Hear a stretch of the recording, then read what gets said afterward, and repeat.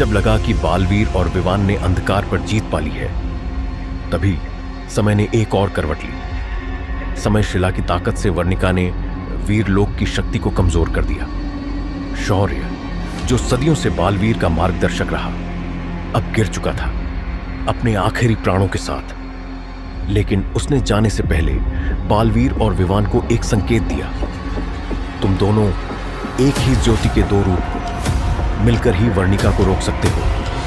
अब बालवीर और छोटा बालवीर पहुंचे काल गुफा, जहां सदियों से छिपी थी त्रिकाल अस्त्र की अंतिम कुंजी।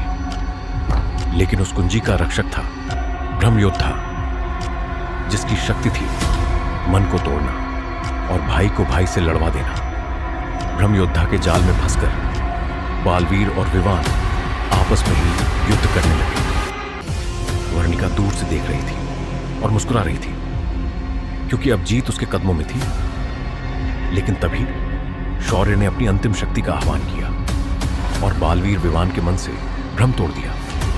दोनों वीर जब एक हुए, तभी प्रकट हुआ त्रिकाल अस्त्र, एक ऐसा अस्त्र जो समय, विचार और आत्मा तीनों को बांधने की शक्ति रखता है।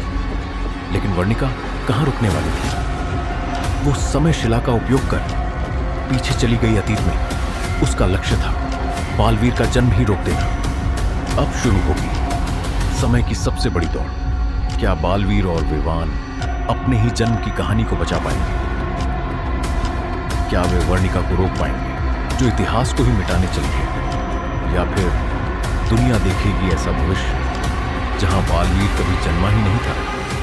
यह है बालवीर सीजन 6 की असली अग्नि परीक्षा।